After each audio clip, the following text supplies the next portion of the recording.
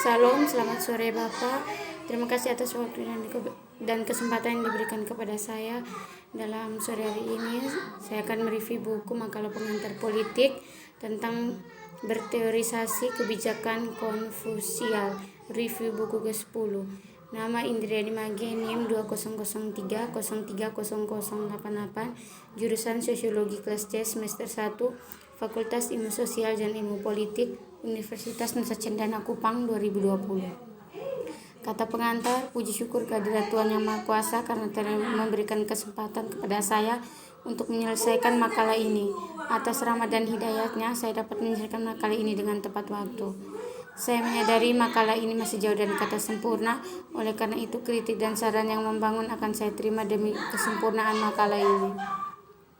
Bagian 1, konstitusionalisme Konfusian, minat moralitas dan konfusianisme. Positif konfusianisme terkadang dipahami sebagai sistem etika yang disadari menantang pengajaran kepentingan materi. Halaman pembuka dari Mengxi adalah paling jitu dalam hal ini atas pernyataan Raja Hui dari Liang tentang bagaimana pembuatannya menguntungkan negaranya, pertanyaan politik klasik dan tidak dapat dihadiri oleh pemimpin politik yang bijaksana. Mengapa Anda harus menyebutkan kata keuntungan? Yang paling penting ada Ren dan Yi, karena konfusianisme mencian menjadi dominan dalam politik arus utama Tiongkok selama abad ke-12. Kemudian Konfusius tentang Cheng Cui Orthodox, Neo-Konfusius yang sangat dipengaruhi oleh Mencius, jarang ditantang ditomi mincian antara moralitas dan minat. Peraturan bunga di antara cendekiawan. Terkini Eric Hutton dalam upayanya untuk memberikan catatan Hongzi sifat manusia yang koheren jarang memperlihatkan masalah politik kepatuhan. Dalam teori politik, Zunzi menawarkan penjelasan Zunzi dapat menunjukkan bahwa raja-raja bijak dapat memperoleh kepatuhan politik dari rakyat tanpa melanggar teks Xinjiang. Menurut Hutton, argumen inti Zunzi dapat diartikan sebagai berikut. Orang tertarik pada Ying dan aturan baik raja bijak bukan karena mereka suka mempraktikkan kebijakan moral atau partisipasi dalam pemerintahan moral, tetapi karena hanya menyukai orang lain. Hutton menunjukkan keinginan untuk mendapatkan perilaku yang baik dari orang lain dibuat sedemikian rupa untuk setuju dengan mereka yang memuaskan keinginan. Yang berikut ritual sebelum dan sesudah moral fitur dan vicis virtuer. Salah satu argumen inti saya di bab sebelumnya adalah bahwa perbedaan metode politik kebijakan konfusianisme yang dikemukakan oleh Mencius atau kebijakan konstitusionalisme versus konstitusionalisme ritual pada khususnya yang lebih rendah sangat dekat terhubung dengan catatan kontras Konfusius klasik tentang sifat manusia dan pengembangan diri moral. Yang berikut bagian kedua, hubungan Wang, Ba, dan interstal.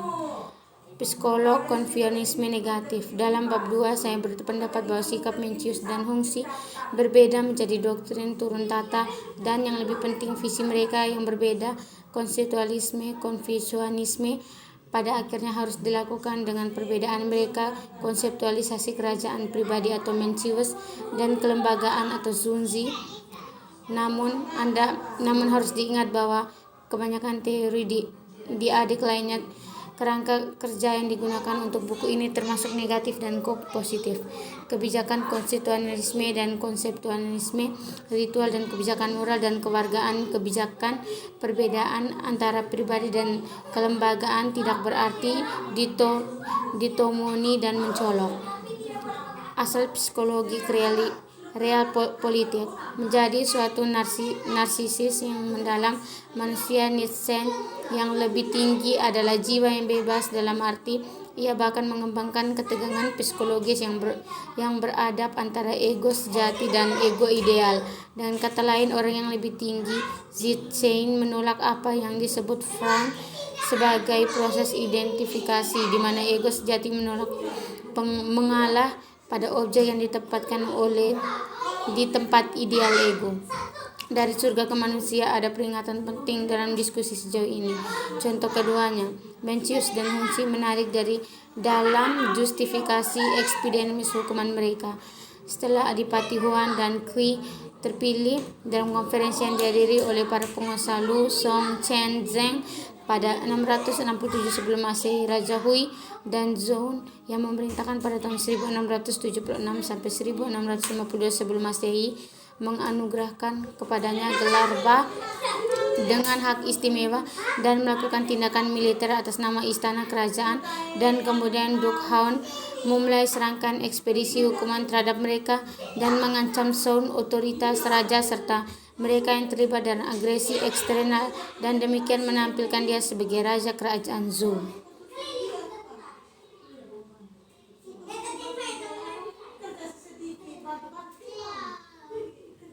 Mencius menciptakan inovasi luar biasa dalam Konfusianisme terdiri politik dengan menafsirkan kembali kebijakan awalnya. Anugerah surgawi yang bisa menjangkau orang-orang di meditasi pemerintahan yang baik atau universal raja sebagai watak batin atau karakter moral yang dikembangkan oleh setiap pengusaha. Percakapan berikut antara Mencius dan Raja Xuan dengan jelas mendaring inovasi Mencian ini menunjukkan cita-cita Konfusianisme tentang politik kebijakan relevan secara langsung dalam hubungan antar negara bagian di antara negara-negara bertikai. Akan tetapi sepenuhnya mengesampingkan pertanyaan tentang surga, tanggapan Mencius secara eksklusif berfokus pada apakah dengan mencamplok Yan Kui dapat menyenangkan rakyatnya. Apakah Kui adalah seorang perwira yang ditunjuk surga dalam terang reptualis politik Zhou bukanlah masalah lagi, karena Mencius yang jelas melihat bahwa wacana surga dapat dengan mudah dimanipulasi oleh seorang pengusaha yang ambisius secara politik sebagai Raja Huan. Yang berikut politik kebijakan interstate. Pada bagian sebelumnya kami dapat mencatat bahwa memisahkan kebijakan dari yang universal perwakilan lembaga politik surga dan dengan mendefinisikan kembali sebagai milik pribadi, atau karenanya setiap penguasa mengembangkan watak dan batin atau karakter moral dapat dicapai sekarang tanpa perantara agen resmi surga. Terakhir yaitu kesimpulan. Antara lama dan baru buku ini saya telah memeriksa bagaimana Mencius dan Hunsi mengembangkan dua hal berbeda, meskipun terkait versi politik kebijakan Konfusianisme dan politik baru yang diantar oleh munculnya negara merdeka dan berdaulat selama periode negara berperang. Artinya saya berpendapat dan berjuang untuk mengadaptasi paradigma Konfusianis tentang politik kebijakan dengan konteks politik berperang, menyatakan yang telah saya rekonstruksi terdiri atas 4 proposisi kunci, itu proposisi kebijakan, politik kebijakan, prosesi pendidikan moral, dan prosesi kondisi materi. Argumen utama saya adalah bahwa terlepas dari perbedaan yang mencolok, teori politik Mencius dan Hunsi paling baik dipahami sebagai tanggapan realitas terhadap tantangan tersebut. Real politik yang dapat dalam konteks pasca Soun mendorong negara menjadi kekal perjuangan dan kekacauan. Saya menangkap realitas politik Konfusius klasis dan istilah konstitusionalisme Konfusianisme dengan menarik perhatian dan kodanya dimensi dan membatasi kekuasaan. Saya juga membedakan konstitusionalisme kebijakan dari konstitusionalisme ritual berdasarkan sumber daya primer atau tetapi tidak eksklusif antara kebijakan dan ritual yang mendasari otoritas politik penguasa yang tegang dengan kekuasaan dan kebijakan pribadinya, dan sewenang-wenang dapat diperiksa atau disalurkan kembali menuju kepentingan publik, dan yang intinya terletak pada kesejahteraan masyarakat. Menyusun kembali sisi realistis politik kebijakan Konfusianisme dan konstitusional, sudut pandang juga dapat memberi kita perspektif baru untuk memahami beberapa elemen teori politik Konfusianisme dan tampaknya cocok dengan paradigma politik kebijakan Konfusianisme. Demikian review buku ke-10 dari saya. Sekian dan terima kasih.